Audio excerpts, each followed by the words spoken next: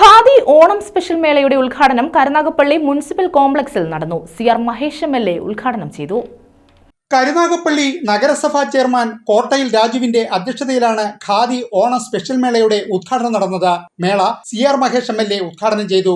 ഒരുപാട് തുണിത്തരങ്ങൾ നാട്ടിൽ വിൽക്കുന്നുണ്ടെങ്കിലും നമ്മുടെ നാടിൻ്റെതായ ഒരു ഉൽപ്പന്നം ഖാദിയാണ്.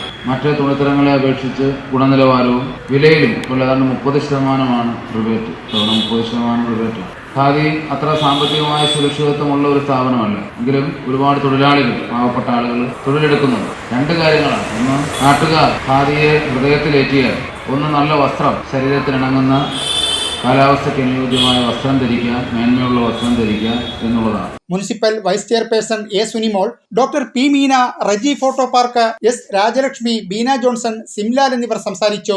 N. ഹരിപ്രസാദ് സ്വാഗതം പറഞ്ഞു. ഖാദി സിൽക്ക്, ഖാദി കോട്ടൺ, ഗ്രാമ വ്യവസായ ഉൽപ്പന്നങ്ങൾ എന്നിവ മേളയിൽ ലഭ്യമാണ്. News bureau, Karunagappally.